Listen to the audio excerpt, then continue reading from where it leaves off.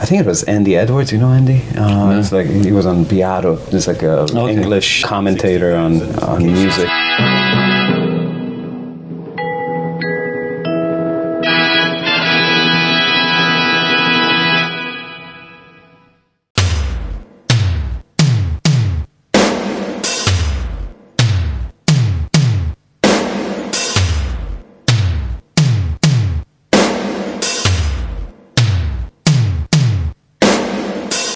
I mean, Phil is my absolute number one drumming idol. I absolutely. So let's track this through, because before, if he'd had a Genesis T-shirt, I thought that'll be good. Yeah. But he now has it because he's got changed. And he's now got costume on. He's got his costume on, which is a privilege to be close to. But it's not like having a trick of the tail. No, it's not. No. Now, is that the best Genesis album? Well, you know what? The thing, and they've said this themselves, that they never made a best album. There's never. The albums are always in transition. There's always a thing going on where they're sloughing off what they were doing and reaching towards the next thing. And that's on all of the records, I think. There's always that process, right? And that they never made their Dark Side of the Moon is the thing. I think Mike Rutherford said that. They never made the one album that everyone goes, that is the... Like a Close to the Edge. Yeah, they never quite did that. And Seconds Out, if anything, fulfills that role, I think, because the band on that are like, it's wild what they're capable of, and the moods they can throw, and the groove as well, because that's the other thing. All the really great prog bands have this tremendous feel. And so I think if any of their records fulfills that role, it's that one. But Trick of the Tail is a revelation, if only because it's short, and the problem with the Lamb is no one can do a 90-minute double album. No one has ever pulled it off.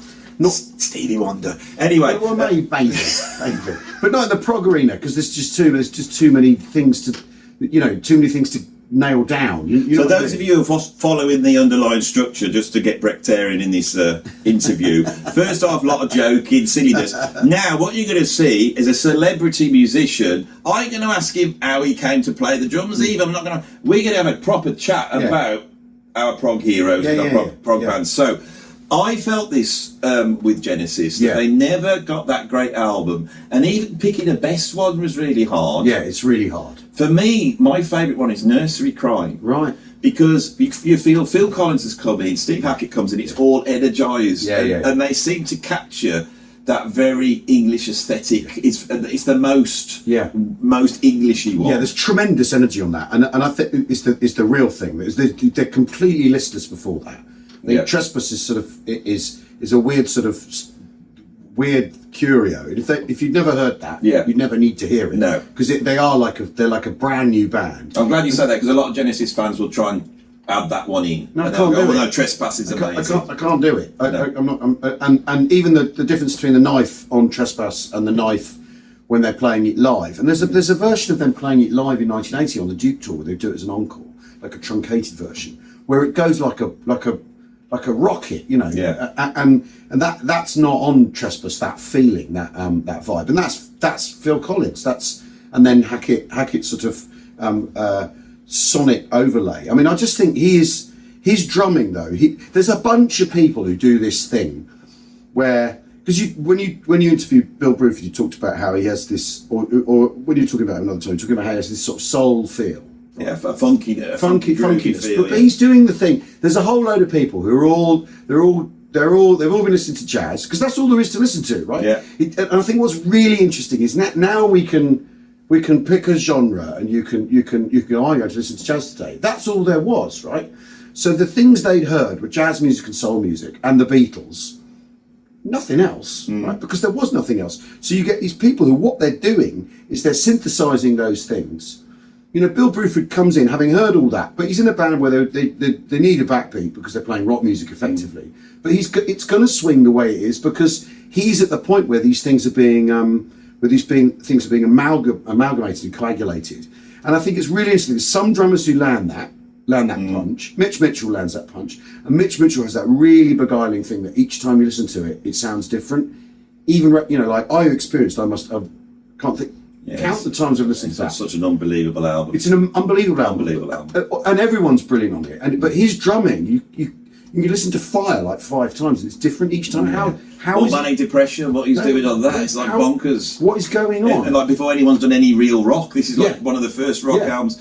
See, my theory is the drummer this is stemming from, believe it or not, is Ringo Starr. Yeah, no, it is. I've never heard a drummer, they like their jazz, they like their big band, but it's all, if you imagine having chops and then playing like Ringo Starr, you've got Ginger Baker. I don't think he's so much. But you see, but then it's slowly the Ringo. Well, I think what's really interesting about Ginger Baker is he's one of the people who he can't make it work. Yeah. And in the way that John Bonham makes it work, it comes in from listening to funk and jazz because there's nothing else to listen to, right? It's not that it's not that they're going, well, I'm a rock drummer and I'm going to pick this influence. That's what's in the mix. And these are people who are drawing out the backbeat, having heard all these other things. And so you're going to get that collision.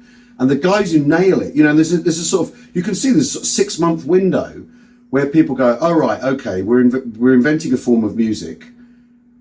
There's the things I know, I'm going to rob those, wear those clothes, and then there needs to be the Ringo backbeat in it. And you hear it come alive, But it's sort of 1970, everyone's trying to do their thing, and then suddenly 1970, all these drummers arrive, and you're totally right. But the thing is, Phil Collins, on the level of drummers that are doing it, so you've got Ian Pace, you've got John Bonham, you've got Simon Kirk, you've got Clive Bunker, you've got Bill Bruford, you've got Carl Palmer, there's a whole bunch of them, and they're all astonishing because they're all doing this. But for me, when I listen to the whole package, Phil is up there so high, and because he then becomes the biggest pop star in the world, and then a film star and all this. This is the thing about me putting him on as a celebrity. Yeah, you almost feel like the general public think he's like one of those guys who can't really play drums. Yeah, When I did my 10 greatest prog drummers, I wanted to put Bill Bruford at number 1, but then when I sat back, I thought, no, it's Phil. It's Phil. Because I could sort of do what Bill Bruford does. I cannot do what Phil Collins does. No, you can't. Well, I think from the public point of view, because by the time they get him, it's all very simple what he's doing because he's stripped his playing out and clearly where his artistic centre of gravity is in the songwriting and the singing, and so the drumming's been kind of parked, and also, there are moments on his solo albums, even the big famous ones when he's got the full brass section. Oh no, I mean his first solo album, Face Value, is an extraordinary record, like completely wild record,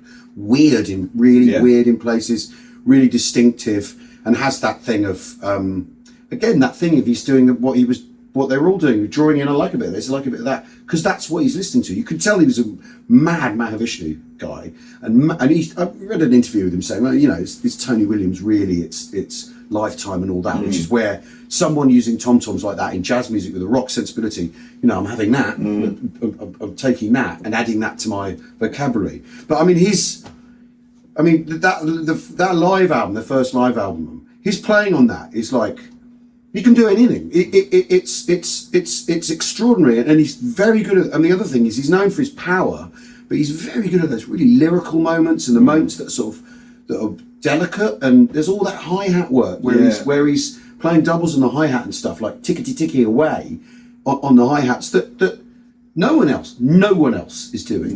No one else has gone near it. He gets a sort of flappy, rolly sound sometimes, and that's really hard. Yeah.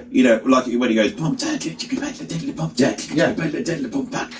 you could play that, but you'd never get that sort of.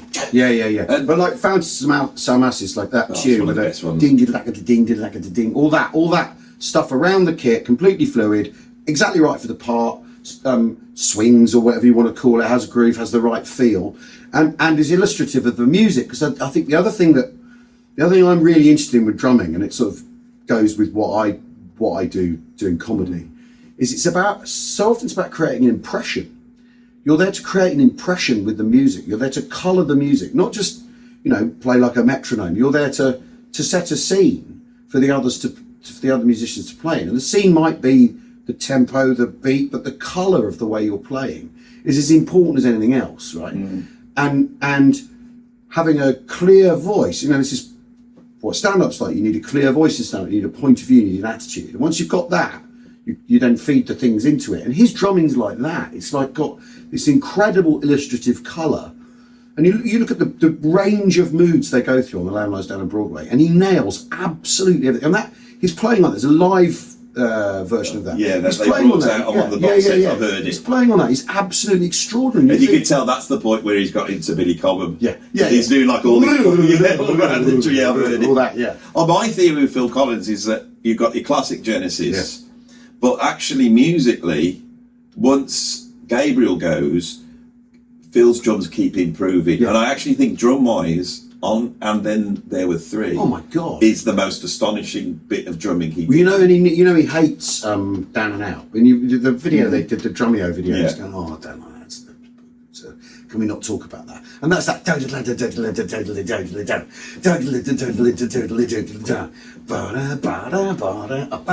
All that with his kick, like doing the and you know, which is, you can do it. It's feasible, but at that lick. And at that, it swings, you know, for want of a better word, because I mean, I know your views on the idea of swing, but like it has that vibe, that feel, and there's bits on that record, like what's it called, Burning Rope. There's a fill at the start of that where he's going round and round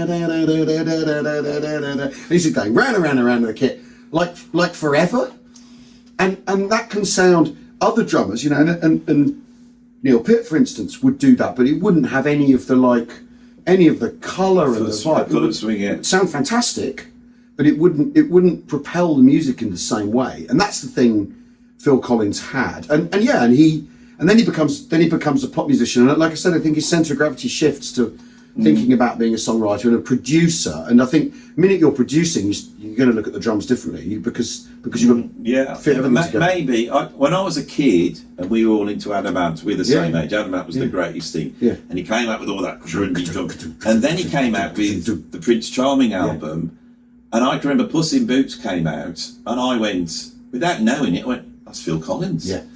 That's a hell of a job, especially at that age, 14, 15, go, sounds like Phil Collins. Yeah. And I was right. Yeah. You know, and I love his drumming on the Do They Know It's Christmas? Oh God, it's amazing. It's so hard to do. It's like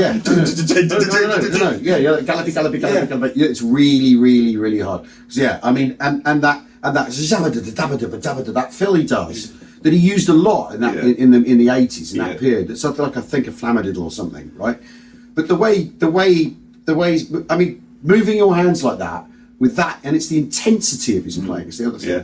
Moving your hands around a drum kit like that, in that intensity, with it grooving beautifully and all that, and illustrating the point so perfectly, is, you know, there's very, very, very few people who've ever been able to do that. I think he really is an incredible drummer that is so underrated. Obviously, we haven't mentioned the Brand X stuff, but the Brand X is beyond a lot of fusion drummers, and a lot of those prog drummers couldn't quite get to where the fusion guys was, and then he comes out and goes, well, I can do that. Yeah. Incredible. Yeah. I was listening to Unorthodox Behaviour the other day, and that Nuclear Burn, the first tune, and then off he goes. And what's really interesting, it's really quite delicate. The playing is delicate and intense. And the drums sing, and the drums are very open, and he's playing like concert tom, so they got that very sort of melodic sound. It's incredible. I played with him once, you know that?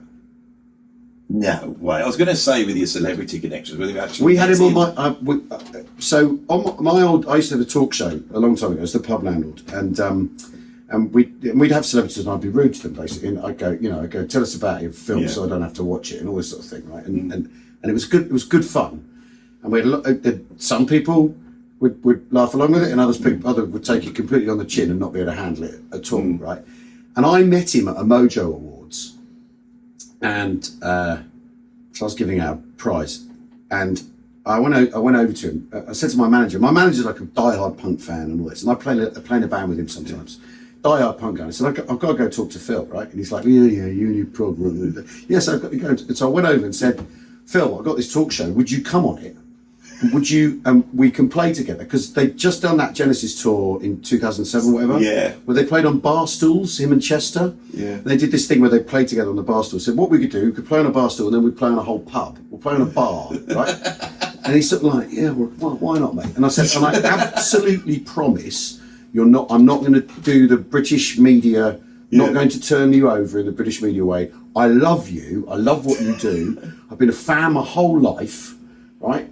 So it's never going to happen, right? They should be celebrating the Trust man. me. They should have been celebrating him. He was too good. It's always like this. Yeah. Prince used to get it until he died. Yeah.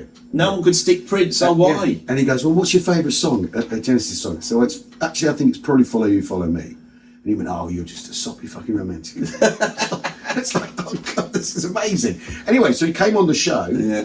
And I'd worked out what we were going to do. And we had this set built of, it's sometimes on YouTube and then he gets tugged and it goes back up. And I think it's his people take it down. I think it's the last time he played drums in public, right?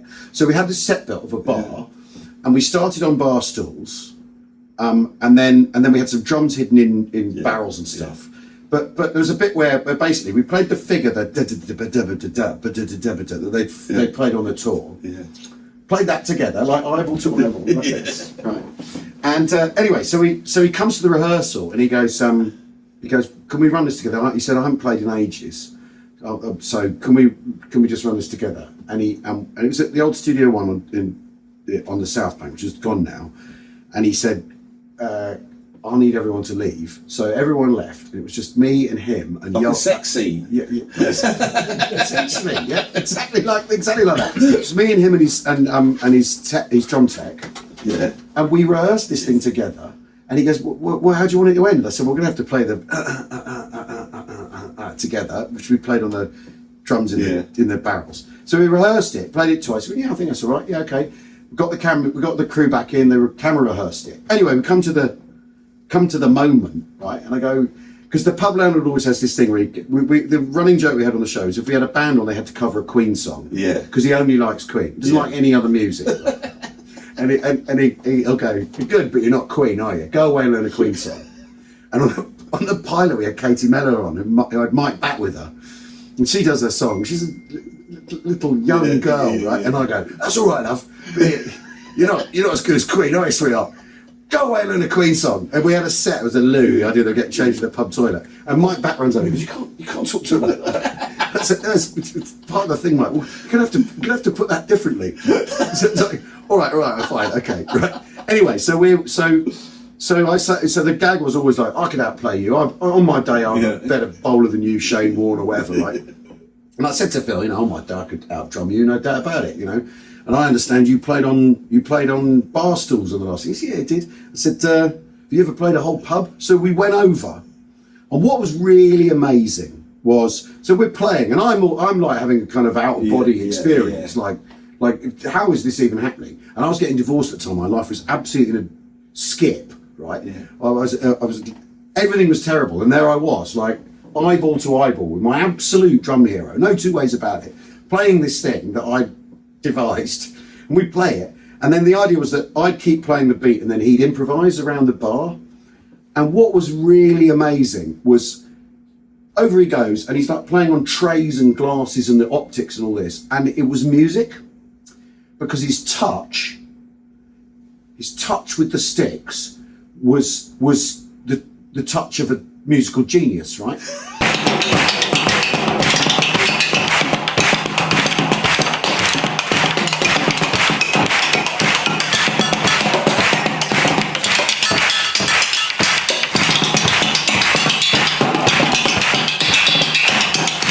Whereas I'm going like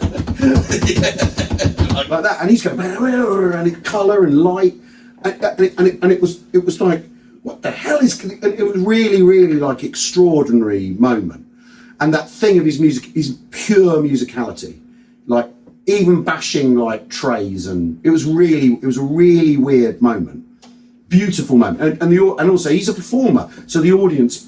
We got some extra juice in the lemon from the audience being present, and then we played the figure, and it ended, and the floor manager goes, "Thanks, Al. Okay, moving on," like that, and it was over. The moment had passed, and you're like, "No, shit, what now?" Like, and he went, "Well done," and he sent me afterwards. He sent me a few days later. He sent me a cartoon of the pair of us playing the deadly duo, you were great on the tubs. And what was he like as a... Because I think with Phil, in the 80s, he was like a cheeky chappy. Yeah. And then later He's really on, guarded. he got a sort of grumpy, almost like grumpy thing. He was sort of guarded. But the way the press treated him... And he told an amazing story, like, off camera about... And he's told this before, but this whole thing about when he was being chased around by the paps. And, you know, and he was getting divorced and all the divorced his wife by faxing and all this sort of stuff. And he said he was late for school because he was avoiding the paps. He took his daughter into the school and he said, "I'm so sorry, you know, the papers are chasing me around and it's an absolute nightmare. And you know what it's like." And the teacher said, "I'm sorry, Lily's dad. I don't know who you are." And this is when he's, you know, against all odds, Phil Collins, biggest star in the world.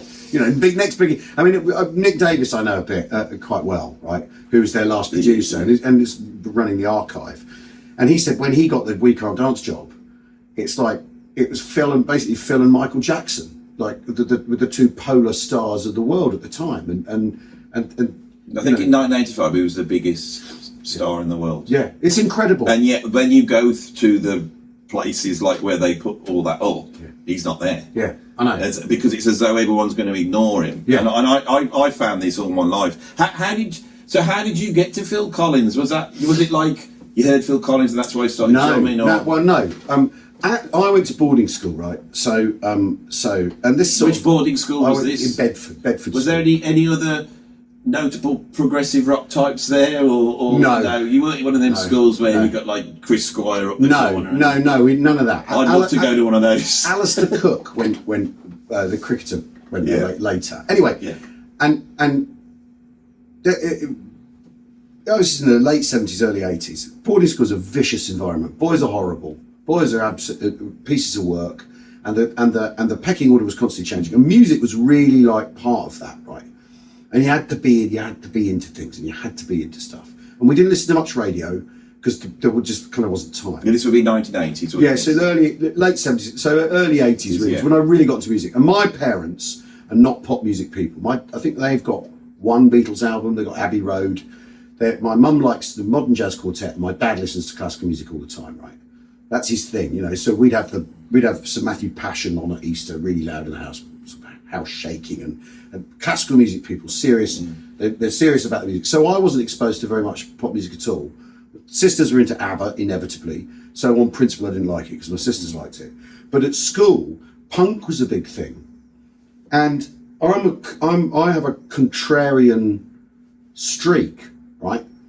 And if everyone's into something, I view it with proper suspicion. Exactly like me.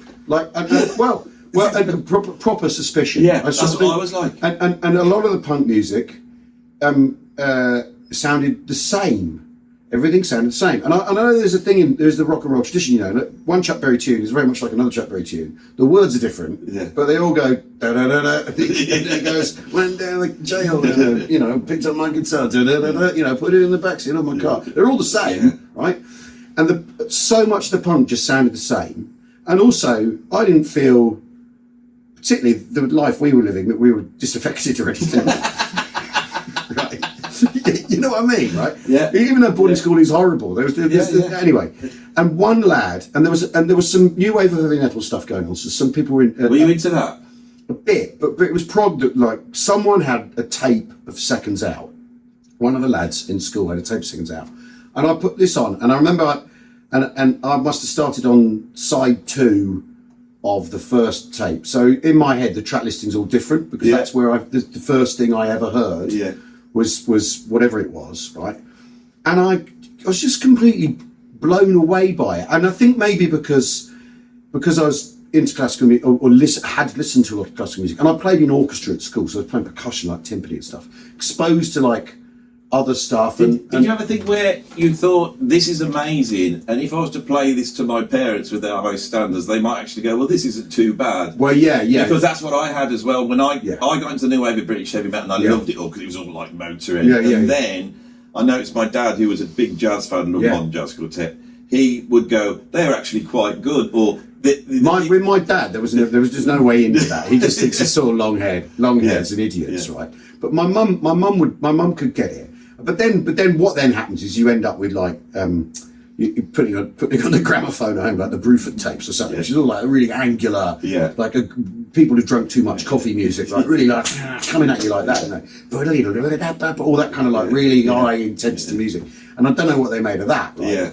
But the sort of English lyricism of, you know, and I think you put Supper's Ready on because it's sort of got movements and bits and pieces.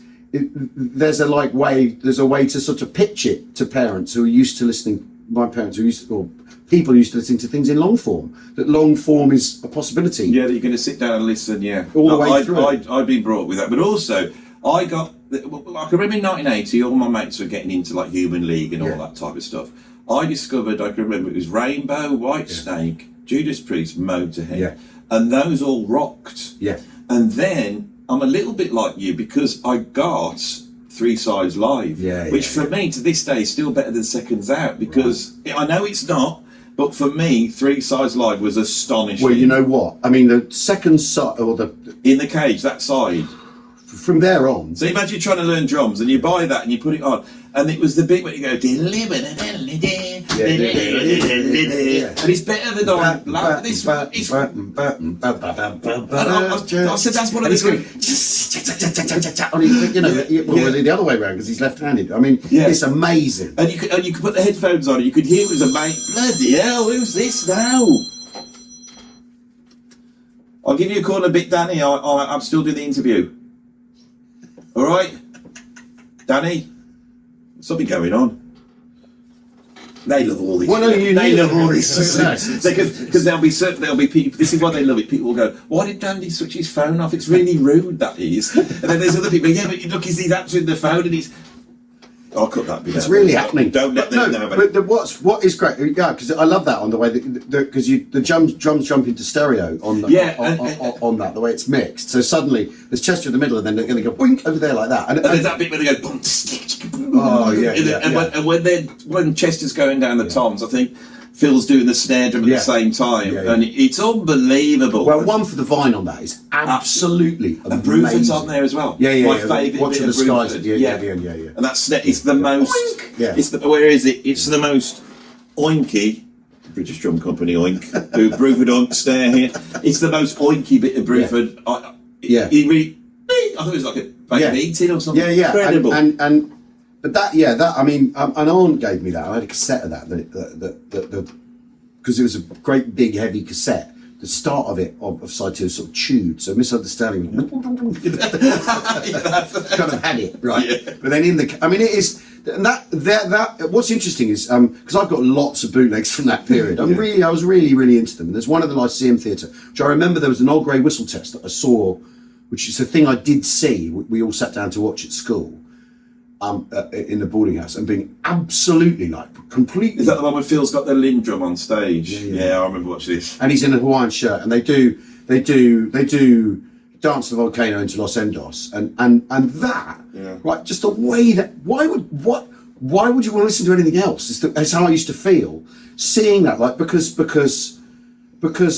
the big tunes as well as the other thing, huge big tunes, big melodies, as well as all the drums going 100 miles an hour and all that. To me, the package is complete, and the band from sort of 1980 through really to the sort of at the end of the 80s, the band is really muscular and powerful, and there's real aggression in the way they rock. That was basically that's what I loved in music. I loved Motorhead, I loved AC/DC, and I loved these prog bands. They rocked. I can remember chatting to he was like a music producer, sort of big hip hop. And he said, I always sample prog bands because they have the heaviest, grooviest beats, more than the sort of rare groove or the fusion. You get, you think of like Phil on Hovering Like a Fly Waiting for the Wind. That drum beat, he's like Bonham. What's interesting is you're the same age as me. We've got switched on by almost like the same thing. So, and we're actually singing it in unison. Of course, a couple of years later, the Neo-prog thing kicks off, which wasn't a return to prog. it was a return to Genesis. Yes. They all sounded like Genesis. Yeah. Obviously, I played in IQ. Do you know? Yeah. Oh, they love that, because I love you. The old IQ lads, weren't they? Well, yeah, I'll have to let them know. Yeah. So I played in IQ, and they were a little bit older, but there was almost like it was a vacuum for Genesis.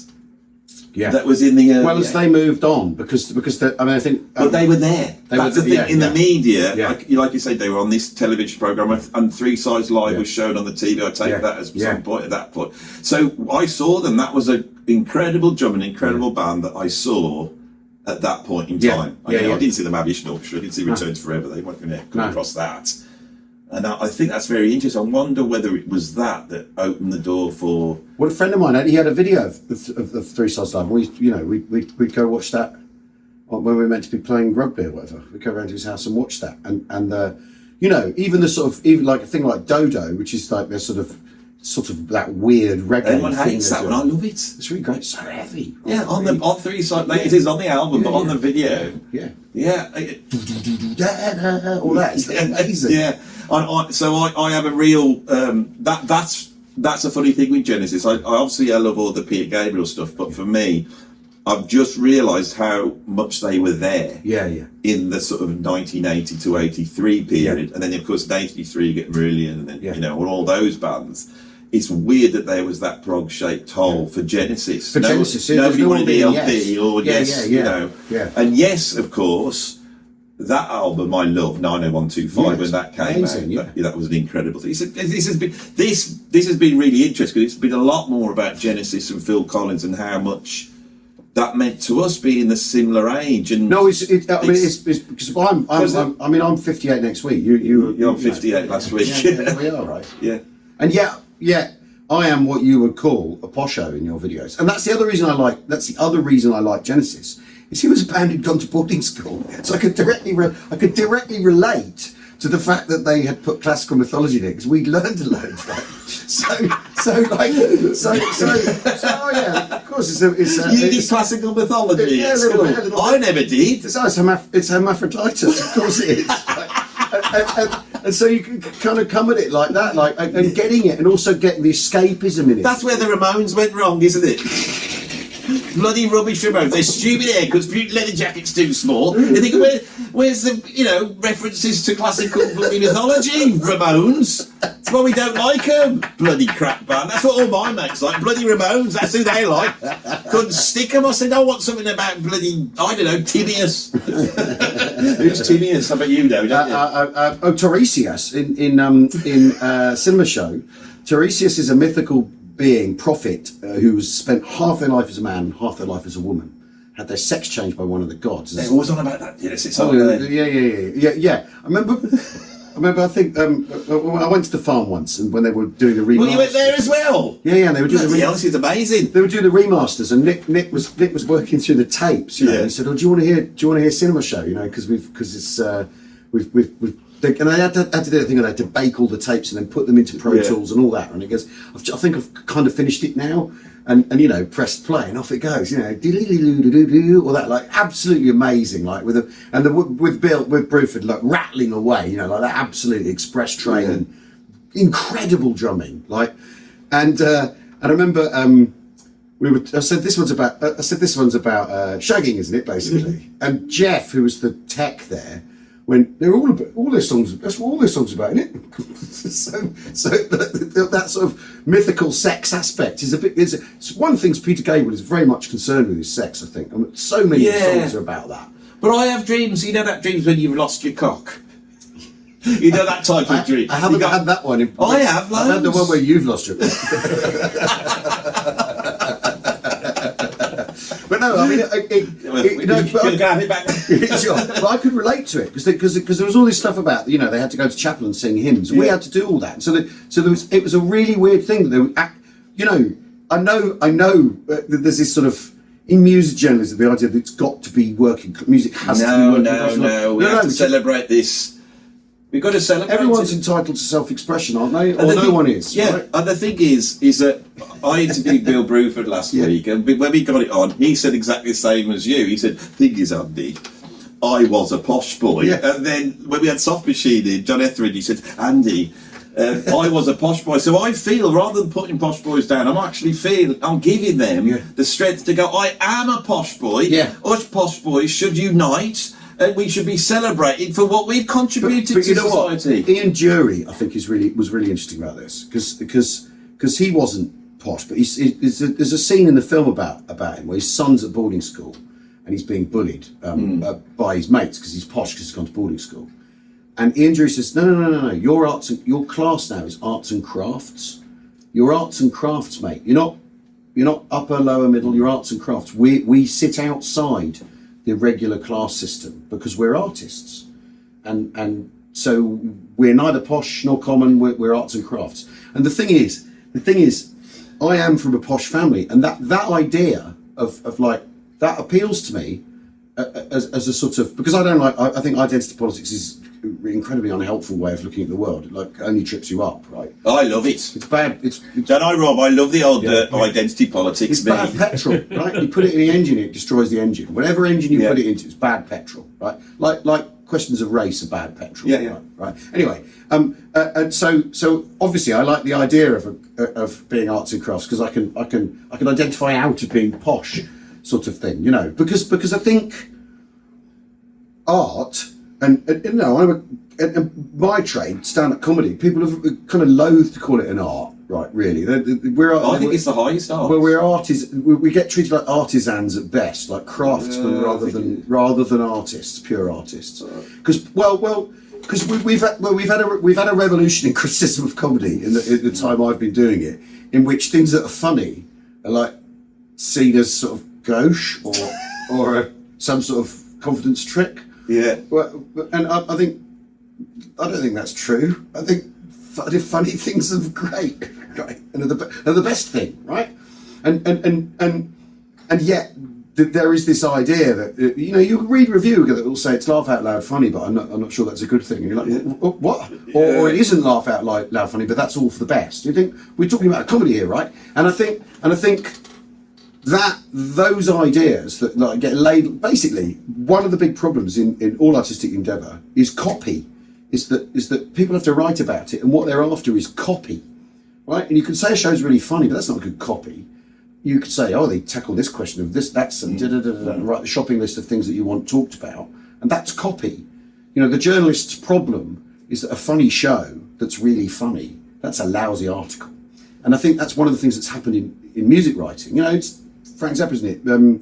What do you say? Illiterate people writing music, literature for people who can't read about bands that can't play or whatever. That's it, yeah. Something like that, right? I'm paraphrasing. But one of the issues is copy here. The Ramones are easier to write about if you're a music journalist. The Ramones make the writer look good.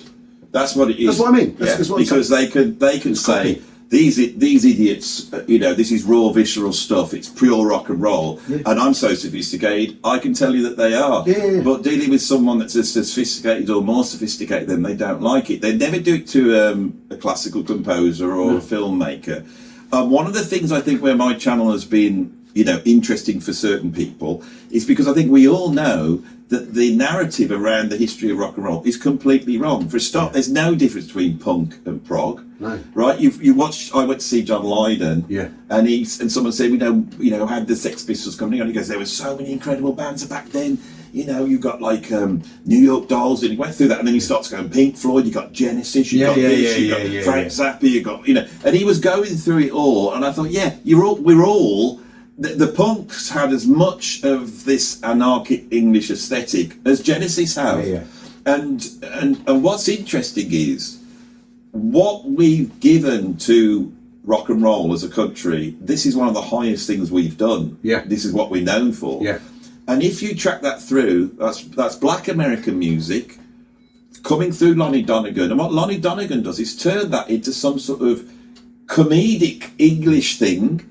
You then mix that in with the Goons, Monty Python, and Well, the Goons. I mean, the Goons. Spike Milligan's contribution to world culture in that aspect, because and what's really interesting is he was a musician. Yeah, and a good long musician, before yeah. a good one. Long before he could have been on my list. I missed him because he played the drums. Yeah. Well, Pete Sellers did too. Yeah. But Bill Hall Trio, which is the band he did after the war, where it was him and this mad violinist, and he played rhythm guitar in it, and the bass player, the little three of them, and they toured all over Europe, like doing post-war entertaining the troops, and then came back to Britain, and that didn't work out, and then he got into being a comic.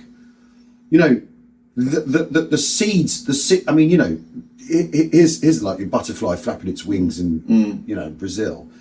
Spike Milligan's nervous breakdown near Monte Cassino in 1940, turn 43 into 44, where he lost it, and then ended up entertaining the troops, that then leads to the Bill Hall Trio, that then leads to the Goons. It's produced by George Martin. Yeah.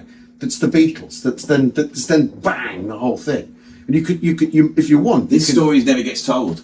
You know, this story never gets told. And as you're talking, I'm thinking, and then you've got like George Formby, and you've got all that line of music that comes through. And George Formby is really playing, you know, this new, you know, American sort of popular music. Yeah. I've said, I'm serious about this, right? When posh British people, hang on, to turn that's the talk back. Let's talk about. Yeah. I'll say this to them: when posh British people, Can't do anything about that. Don't worry.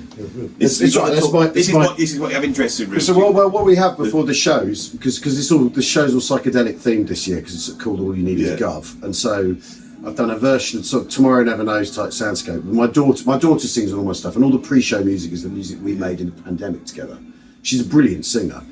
So this is her singing the Switch Off Your Mobile Phone song that we played. So they're playing it to the front of house now, so they know what to expect. Yeah. Anyway, sorry. So that's what that was, everybody. I forgot what I was talking. What was I talking about then, Rob? I was saying about poshies. Yeah. I can see that in London, after they'd taken in all these sort of blues, and Clapton was playing the blues, and you got all that stuff going on, then certain musicians start to question it, and they're going, well, how can we play the blues? Now, the one that's most interesting for me is Ian Anderson. Yeah. Because he's there right at the start in a blues band. Yeah. And then he brings in this weird, surreal English thing. Pink Floyd do it. Yeah. Genesis do it. But what I think is that the band that achieved it to the best was Chaz and Dave. Well, I suppose you could argue that, yeah. Because Chaz and Dave is just out and out Jerry Lee Lewis, boogie woogie piano playing. That they're such incredible players. They've got all that funk and groove and soul, and it's all there. People don't realise it, but they were able to turn that round, and now we think of Cockney London music as being that, when actually it's a creation. And once you realise that, you start to see that everything that, you know, whether it's Led Zeppelin or Pink Floyd or the Spice Girls or Oasis, all of it is actually coming from this quite eccentric, literate route. So our, you know, privately educated, well, you know, arty fartsy even if you types. look at our class system, it's always had posh people who've spiraled off into the arts. It's been part of it, and some of them go and line an opium den as well, right? It's part of our class process, and the fact that George Martin was a Cockney who talked like he was officer class, in order to be taken seriously, tells you an awful lot about how the country worked, and what the mincer is that everything's being fed into, and the handle that's being turned that pukes out the Beatles, you know, and over that 7-year hot period of inventing an entire art form. Yeah, I mean, it's astonishing. Yeah, it's truly amazing. It is astonishing, and that you know, EMI sort of got that going on without really knowing what they've got going on. And this isn't just a musical thing. Culture's completely changed. So if you're walking around 63, you've probably got a little Italian suit on, a little tie, hair cut short. By 1967, 68, you look like Syd Barrett, and the whole world changes. And so much of this is rooted in an English aesthetic, in an English literary aesthetic, which, you know, John Lydon's Irish immigrant family, working class, but he still has incredible awareness of this English Well, maybe aesthetic. maybe even an outsider is colliding with it. You know, it's just there's also the Morrissey thing. You know, that people are coming at a culture, and in a way, you can see that Genesis are coming at rock and roll from their boarding school and colliding with it. And it's about the cultural friction and the sparks that you get out of those juxtapositions. Perhaps. I mean, it is. I mean, music is the thing. Is though, music is you know, we live in this information revolution now, the internet, but that happened to music in the 20th century. You know, the idea of performance and recording has completely changed what music is. David Byrne's written really interesting about this, how music works. Yeah, I read that. And that whole thing about how, you know, even vibrato is an attempt to cheat pitch. You know, that you vibrate the notes so that you approximate it rather than actually have to nail it. And just thinking about it like that, and then how the medium controls the medium will control what the actual item is. So it's why which is why 3 minutes of the perfect pop song is a reverse engineered idea of what a perfect pop. That's how long the record was. That's all you could fit on the vinyl. And all these ideas, I think, are really the interface of technology, of culture, of class, and all this stuff. And we need to be able to examine it properly to know where it's come from. Yeah. Robbie Williams, I was watching him talk this morning, and he said that he writes loads of songs, and he says even though he's writing loads of songs, he says he can't write a hit. He says he can't do it. He says I'm quite honest about it. Yeah. He said this bloke came around and he got this AI system, and they said write a hit record that sounds like Robbie Williams, and he said it sounded like Robbie Williams' hit record, and he can't write one anymore. Yeah. And I thought, respect him for saying it, and then he just turns around and goes, "It's over." So that it is over. Now, what's interesting is you're here tonight, you know, and you've got a big audience here. Yeah. Comedy's not being affected by AI in the same way music is it? Well, I think it's probably. I mean, I have done writing some stand up in the, you know, out of pure raw curiosity. And it was garbage because I hadn't written it, right? Yeah. Or, you know, although there are those who would say that if I wrote it, it would be garbage. But you know what I mean? I could tell it wasn't right. And it is that thing of, you know, you've talked about this. It's not the flesh, right? It doesn't. The computer doesn't understand the flesh, right? Yeah. But their music, after all, is a borderline mathematical enterprise. It's the very, very strange collision between harmony, maths and meter and all those things, and then art, and occupies this very weird. So of course a computer can write music because it's a mathematical exercise, and it'll pick the changes and you know what I think. But stand up isn't, right? There's no math. You can see the show tonight. There's no maths involved. When I started the YouTube channel, I talk like, you know what musicians are like. We're all like this. Yeah. And now people like the sort of humorous elements. This is what musicians are like. You know, if you're going to survive on a tour bus, you're going to do all that bit. We've just outlined that all this stuff that we love has got its roots in humour, whether it's a Laughing Policeman, whether it's George Foreman, whether it's the Goons, whether it's Lonnie Donegan. We've said all this. It goes all the way through. Yeah. Then the critics get a hold of it. And the next minute, it's bloody Joy Division. You know, it's all that. Ian Curtis, and it's all depressing. Yeah. Now, I actually think that Joy Division's have got more humour in than you think. I'm sure they weren't going around being all morose, and they were doing a lot of stuff because they thought it was a bit of a lark, like most. So I wonder whether what we need is a return to comedy music. We need to go back to the humour, because I'm getting very interested in comedy music and humorous music. Well, I mean, I always write a couple of songs for a show. You know, there's always music in what I do, and I try and write funny songs. It's a very fine art, though. It's really difficult. Really difficult, yeah. It's really hard. And we did a theatrical version of Spitting Image a couple of years ago, with puppets on stage and everything. It was amazing. We previewed that in Birmingham. We did 6 weeks there, and then at the Old Vic there, and then we came down to London with it. And I wrote a bunch of songs for that. And so one of them was like a parody of the Circle of Life, right? Which was about the Tory party called the Circle of Jerks. We did them all as animals, and Rees Mogg was like a great big praying mantis and all this stuff. Because you can basically, it's like, make me that, and they make it, right? But now Rees Mogg's on YouTube. I've warmed to him. Well, I know. Well, the thing he's a brilliant like I say, YouTuber. This is 2-3 years, more than 2 years ago. So it's all moved on. Right? He's just so posh. I love it. Sits there going, just says posh things in his house. And he's conversant with that culture he was educated in, so he could talk about Burke and all that, and like get away with it, right? But I wrote some music for that, and then the thing I loved, the thing that I felt I landed most was a song that Stormzy sang to Tom Cruise called "Stand Tall, Little Man," just telling him, you've got to pull yourself up, you had some setbacks, little man. And then at the end, Tom Cruise is going, I ain't no little man, shut up. Really funny, right? Because we had a tiny Tom Cruise picture. But if you could, comedy music is about planetary alignment, and you've got it because you've got no time to waste. Every word has to completely deliver, and every word is either set up or punchline. It's like and that's as important as writing good hooks, because hooks are setups and punchlines. A good hook in music is like telling a joke. It's like drawing you in with the story. I've thought this, the joke.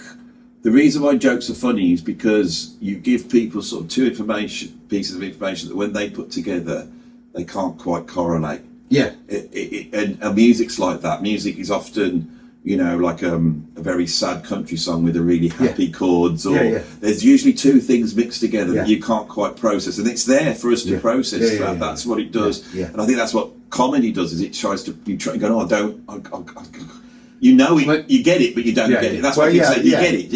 Yeah. And you get the different sort of. There are some jokes where everyone's getting there just as you say it, right? So you're giving them what they think they know, right? And other ones you're surprising them. And actually, what comedy? I mean, this is one of my big bugbears. This is when people go, "Oh, it's all about surprise," or "It's all about pushing the edge," and it's not. Comedy's about trust, right? You laugh with the people you trust, right? Because you can trust them to take a joke. They can trust you to make the joke. It's actually it's a gesture of friendship, sharing laughter with someone. And as your viewers begin to understand you, they trust you with your humour, and they get it, right? And that's what it's really about. It's not about shocking people. You shock them on the terms in which you trust one another. So, do you see what I mean? Totally, yeah. And that in a way is like music, like a band taking you somewhere you weren't expecting them to, because you trust them to take you there. It's the relationship of and that's trust. What you feel is wrong. AI music, a lot of modern pop music, it doesn't take you anywhere. And there's no surprise. Sting spoke about this. It's a good song. It's just exactly the same thing. This has been very interesting. I think we've covered a lot of areas. I could talk about this forever. What's the time? It is 7:05. So you're on stage now. Half past. Half past. But I have no I don't have to sit in a yogic pose or any of that. I'll go on. We had to get here really early because we've got sound check and all this stuff to do. But I could get here at 7:25, put my kit on, go on at 7:30 if it was up to me. It's not like being in a bloody band, is it? Well, no. I mean, this is the thing. And I've played in plenty of bands and done all the hurry up and wait and done all the the whole sort of miserable business of being like first on, last to sound check. All that. It's terrible. But I think what's really interesting though about music as well is how our relationship with it has completely changed, and it's changed. Obviously, it's changed in the process. My daughter, she's 8. She plays a bit of drums at school. She does this amazing thing called Rocksteady at school, where a teacher comes in, and she's in a year 3 band with 6 of them, 2 kids playing guitars, 8 of them, 2 guitars, bass, 2 drummers, 2 keyboards, and a couple of singers. And they'll play like a Taylor Swift tune, and it will sound like doomcore, it's extraordinary noise, right? They're playing together and experiencing the business of listening to each other. Well, that's what I believe is happening. I believe that we had in the 20th century a dynamic which was you had your superstar and you had your audience, and then the establishment controlled the technology that transmitted before. The internet comes out and now it's starting to change. And now comedy's changed like that as well. So I become somebody who does comedy, which is bizarre. But even though I'm not part of the comedy world. But if I want to get up and do something funny, we try to have a few laughs at the beginning of this video. It's now all gone serious. That's another thing. You couldn't do this on mainstream. You couldn't have somebody start off with a few laugh jokes and now we're getting more and more deeper. But the audience wants it. This is costing nothing. You know, so I feel that there's a democratization. And if you think that the history of music was people being much more involved in it, and this is what we're returning to. So I know that all the music making is going to be on YouTube and Instagram, and it is. It's all there. And then you say, well, where's the money? Well, there's people making a lot of money out of it. And it'll and the thing is the money will. I mean, the part of the democratization, I think, that worries some people is thinking, well, anyone can do it then. But actually, what that will mean is anyone can do it, and then the good people will become apparent, right? I mean, this is what happens. I mean, I found it's really interesting because I came through stand-up circuit in the 90s where I would work. I'd do 400 gigs a year. I'd work Friday, Saturday, Sunday, relentlessly, never take a holiday. Perfected it got good at it by just doing it an awful lot of stand-up. Did that for sort of 10 years. Then came into theatres and then did some telly kind of roughly at the same time as that. And that meant I found an audience, or an audience found me. But now what you can do, you don't need to do any of that, right? If you don't want to, if you're not so inclined. And I've found my audience has come with me through the change of me not doing television anymore. And the thing is what's interesting about it is I've done other telly, but not doing the character. And that's, you know what? That's all right, because my audience have come with me. It just doesn't really matter anymore. And through the internet, you can transmit to them anyway. So it's sort of, a lot of the things that the changes that have got some people quite edgy, I think are fine, really. And I've been a comic for 35 years now, and have managed to earn a great living from it. And my audience, stay in touch with my audience. So I can't really be going, oh, it's all gone to pieces with the new technology. I can't bring myself to bemoan the change. But also, what you've done in your grandiosity is help to save the British drum industry, because I bring us back to this right at the end. This here, Mr. Murray has been kind enough to gift me this. And this is it's a Merlin. It's a Merlin, 10-inch Merlin, and I think it's a prototype. And the idea is, it's a popcorn snare. It's your little there we go. And I need one of those. Just give me that. So that's absolutely wonderful. And it's got these things called tom springs on it as well. Yeah, can you explain that to me? Because I don't understand this. You said you'd invented them. Yeah, I invented these. Our engineer then turned them into a product. But basically, there's a real fashion for people with like one rack tom. Like those people. I mean, a proper drum, you haven't got 6, right? Yeah, and a gong drum and all that stuff. They'll sit the rack tom in a snare stand rather than have it on an L piece or a through lug or whatever. And if you tighten the snare stand up too much, it'll choke the drum, and you'll lose some sustain. So what these are made of stuff plectrums are made of. You sit it in the stand, and the drum will vibrate freely without being choked by the rubber of the claw of the snare stand. That's true. When you got a small snare drum, it just chokes it when you put it in that. And I came up with that. Oh, that's brilliant. Yeah, they're called tom springs. And they're not the problem is this: if you want to know what it is, if you've got a 10-inch snare drum like this, you've got a 12-inch snare cradle. Then when you want it has to come up, and it's that. Tama made me when I was endorsed to them, no longer endorsed, but they've made me a special one just for a 10-inch. So, but this is a wonderful thing. How did you come to be getting involved in? I mean, I know because I know, but because I've kind of been around drumming. Basically, when I started becoming better known. I always used to play Premier drums because Phil Collins, Keith Moon, right? And because they're British, and it just sort of felt. Well, my dad worked for the railway, worked for British Rail, and he would buy Leyland cars, the silly sod. That's where my dad worked. Right, there we are, right? Oh shit! Yeah, terrible. Maxis and stuff. Yeah, we had a Maxi. Yeah. Remember the Allegro souped up Europa? Yeah, I do. And it was a crap car, but it got go faster stripes and electric windows. Yeah. Was it a Europa? I think so. There was the Ital as well. That's right. Yeah. But so anyway, and I did some stuff with Premier, but when they launched a new, I can't remember which range it was, with Steve White. Yeah. And went on some clinics with Steve White, and Chad Smith came out on some of those as well. And I'd compare, because neither of them really wanted to talk or host a thing, and I got given some drums in lieu of hosting. I think we did a dozen shows, so it was not a bad trade really. And I just sort of stayed in around, and I used to write bits for rhythm, because a friend of mine wrote on rhythm. I interviewed Bill Bruford back in the 90s when he was in that Crimson Double Trio thing, which was again one of those things you think, I can't believe I'm not going to ask him about being in Yes now, and I sort of just know a load of people. And then I met when Premier were doing a bespoke thing. I had a bespoke kit made, and that just led to getting set up with the drum maker and making the drums. And but the thing is it is just about possible to manufacture high-end instruments in the UK and make it pay. It's really difficult, because the whole thing's been outsourced to the Far East.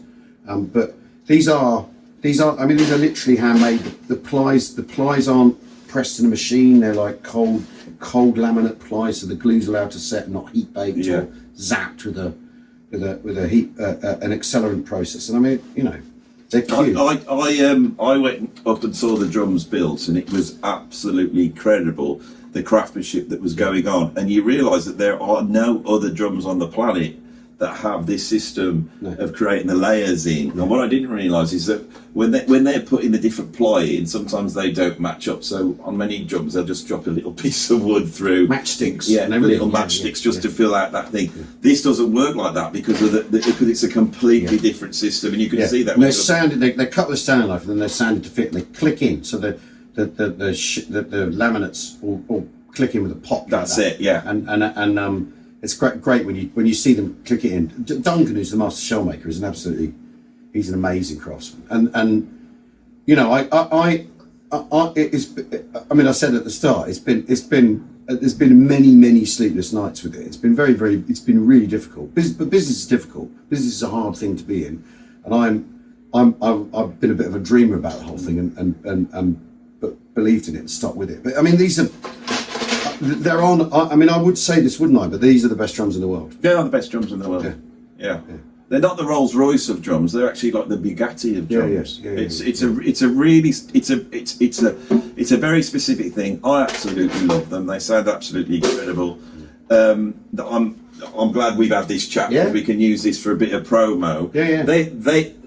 They are expensive, but not for what you're getting. I don't think they are. And they're also not as expensive as some. That's what I'm saying. If you went to top end major names, so you're not charging them for the name. You're paying for the quality. Yeah. And they are made in Stockport. They are made, handmade in England. I've got a ton of snare drums, but the Aviator snare drum I've got, there's nothing touches it, and it never ever, doesn't matter what you do with the tuning, it's never going to do a nasty ring on it. You can just detune it and everything. It's quite incredible. Yeah. That's the aluminium. Because I've got all these prototypes and loads of different types, and that's the one that at the moment is on my stand the most. I've got another one which I've filled. Have you seen that French bloke who does weird noises on Instagram? It's a French guy who does things like dips cymbals in bowls while he's playing them. You see him? No. And it all comes out sounding like drum machines and industrial, but it's all acoustic instruments. Yeah. And he did a thing where he filled a drum with Lego, filled a snare drum with Lego, and he hit it, and it sort of goes like it's got a sort of crumple noise with the snare. It sounds fantastic. So Mine are filled with disappointment. Well, I mean, I think in the end all of mine are filled with that too. Yeah, that's the best thing to put in there. I think. Tubs of sadness. I'll do that short tomorrow. This bloke can get away with his bloody Lego. I'll show him for his French. I'll show British people how to fill drums with stuff. Bloody Lego. I'll get despondency in the basement. Where you sort of, you'll have a cymbal, you'll dip it in water and it'll go woo. Yeah, Trylock Gertie, I saw him doing that. Trylock was doing that. Yeah, that's right. Yeah. But you can do this with them, of course, which people don't realise. Yeah. Gavin Harrison does that sometimes, where he has a tube attached to a. Yeah, well, he's got very bad anxiety. See, Gary does. Yeah. You know, yeah, all that serious stuff in Porcupine Tree, and Yeah. so his therapist said, just breathe, you know. There's some jokes at the end. That was a bit of a journey. I love that. I'll do that. What a pleasure. We're going to have to do it again. I think you're going to have to. I'm going to have to come and see you again. I'd love to come back on. You should come and we should do something at the factory as well. Yeah, can we do something at the factory? I'm there so rarely, but it would be great if we could. The next time you're going up, just I will be there. Yeah. Whenever you can be there, Yeah, I will cool. be there. Especially if you get Nico McBrain down. Okay, I'll see what I can do. I mates with man. because I taught him the drums. Actually, I taught him everything. Now it's Jim McCall who plays for Stranglers. The last time I was sat here, you weren't there, Rob. I don't know what I was with the Jim, and you let me have a little bit of a jam with the old Stranglers. Amazing. So I'll see if Jim can come up. They're a proper band. They were like a punk. Yeah, they're a punk prog band, aren't Yeah, they? they are really. Yeah. Anyway, Anyway, I've got a show to do, mate. you better go and do that. Have I timed that all right? Let's go front of house. Yeah, that front of house. You need to do a wee and all that bit. So, thank you. Thanks. That's brilliant. Pleasure, mate.